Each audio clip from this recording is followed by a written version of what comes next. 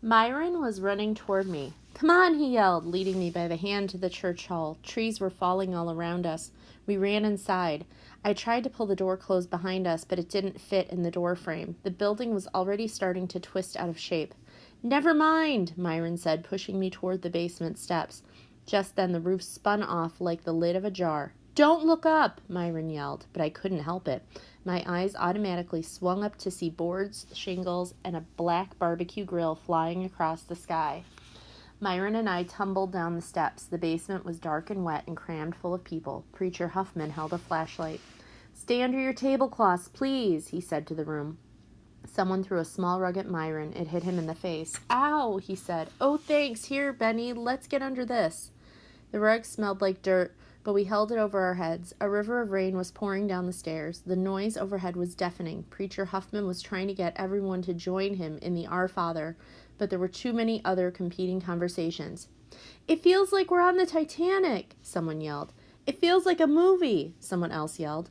"It feels like a tornado," a kid said, laughing. It sounded like one of the Ants brothers. It must have been one of the Ants brothers, because he and his brothers started singing, "Here Comes the Circus Train." "Where's the radio?" Myron asked the darkened room. "Mrs. Crumple, are you down here?" "Yes, I'm here, Myron," she answered from across the room. "I have my radio, but I can't find 88.1 on the dial." "Bet the antenna blew down," Myron said. "Don't worry, we're going to be okay. In fact—" He listened for a second, then for a few seconds more. The rain was letting up. The hail had stopped. It was suddenly quiet. Myron pulled the rug off our heads. Everyone was peeking out from under the tablecloths. "Was that it?" Carbon asked. "I think so," said Miss Tina Turnipson. "Thank goodness, it could have been a lot worse." "It must have gone north," Mayor Prell said. He stood and moved so he could see up the staircase. "Replacing that roof will cost $5,000, I bet." "And we'll thank God if that's all the damage there is," Preacher Huffman said. "That and a big mess," grumped Mrs. Verna Hartzell, folding up her tablecloth. "It's going to take a solid month to clean things up around here." "We'll hire some help, Verna," Preacher Huffman assured her. "This is going to be more than we can tackle." "You might think about getting some high school kids from Diamond," Mayor Prell said. "Don't let 'em up on the roof, but some hardworking kids could clean up better than—" That's when we heard it.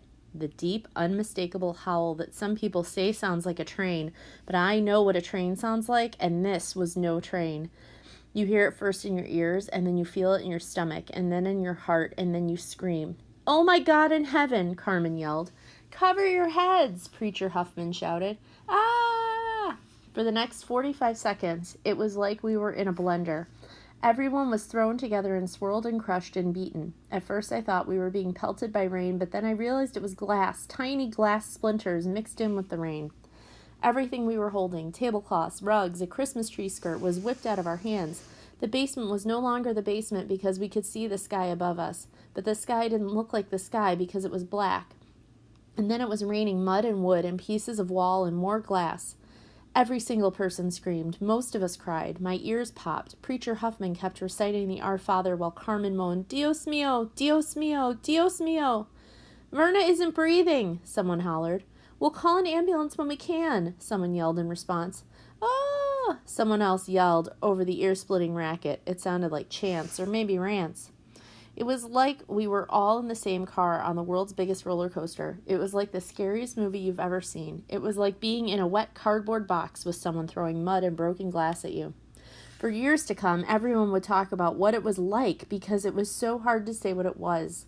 It was all of those things, but it was more and worse and horrifying and really just impossible to describe in ordinary words. It was 45 seconds of thinking you were dying and hoping dying wouldn't hurt too much. But what I'll never forget is the sound, the terrifying howl of that all-powerful sky, and all I could think of was that song Myron liked so much from Quadrophenia, "Love Reign O'er Me."